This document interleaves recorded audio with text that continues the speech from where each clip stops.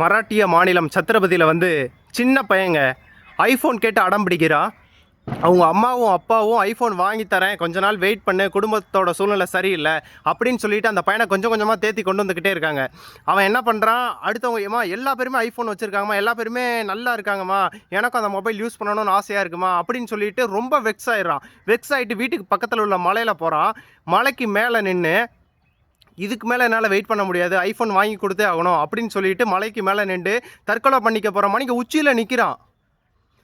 அவங்க அப்பாவும் அம்மாவும் அங்கே போயிட்டு தயவு செஞ்சு போயிடாத, கீழே விழுந்துடாத, நான் வாங்கித்தரேன், எப்படியாவது வாங்கித்தரேன் அப்படின்னு சொல்லி அந்த விழுக போகிற ஸ்டேஜில் அவங்க அப்பா அந்த பையனை காப்பாற்ற போகிறாரு. 2 பேருமே தவறி கீழே விழுந்து இறந்து போயிட்டாங்க. அதை பார்த்து அவங்க அம்மா அவங்களும் விழுந்து இறந்து போயிட்டாங்க. பார்த்தீங்களா, ஒரு ஐஃபோன் 60,000 ரூபா டு 1,00,000 ரூபா, அந்த ஐஃபோனுக்காண்டி ஒரு குடும்பமே இப்போ இல்லைங்க. 3 உயிர் வந்து இப்போ இல்லை. அதனால தான் நான் எல்லாரோட பெற்றோர்கள்கிட்டையும் நான் கேட்குறது வந்து குடும்பத்தோட கஷ்டத்தை வந்து சொல்லி புரிய வச்சு சின்ன வயசுலேருந்தே வளங்க அப்படின்னு சொன்னேன். அதாவதுங்க, எல்லா பொருள் மேலேயும் ஆசைப்படலாம், தவறே கிடையாது. ஆனால் எல்லா பொருளுமே நம்மக்கிட்ட இப்போயே இருக்கணுன்ற அவசியம் இல்லைங்க. ஒன்றொன்னா தான் நம்மக்கிட்ட வரும். அதை நம்ம வாங்குறதுக்கான சக்தியும் தெம்பும் நம்மக்கிட்ட தாராளமாக இருக்குது. ஒன்றொன்னா தான் நம்ம ரீச் பண்ண முடியும். நினச்சோன்னா வாங்குறதுக்கு நம்ம ஒன்றும் ரிச்சஸ்ட் பீப்புள் கிடையாதுங்க. மிடில் கிளாஸ் பீப்புள் தான். மிடில் கிளாஸ் பீப்புளை பற்றி நமக்கு நல்லாவே தெரியும். அன்றாட வேலைக்கு போனால் தான் எல்லாத்தையுமே சரி பண்ணிக்க முடியும்.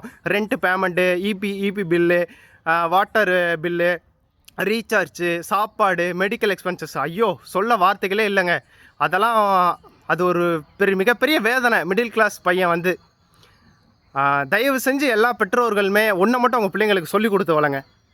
குடும்பத்தோட சூழ்நிலையை சொல்லிக் கொடுத்து உங்கள் பையனையும் பொண்ணையும் வளங்க. கஷ்டம்னா என்னன்னு சொல்லிக் கொடுங்க. பணக்கார பொண்ணு பையனாக இருந்தாலும் சரி, நீங்கள் எப்படி பணம் சம்பாதிக்கிறீங்க, எது மூலியமாக உங்களை பார்த்துக்கிறீங்கன்னு சொல்லி இது பண்ணுங்கள் தயவு செஞ்சு.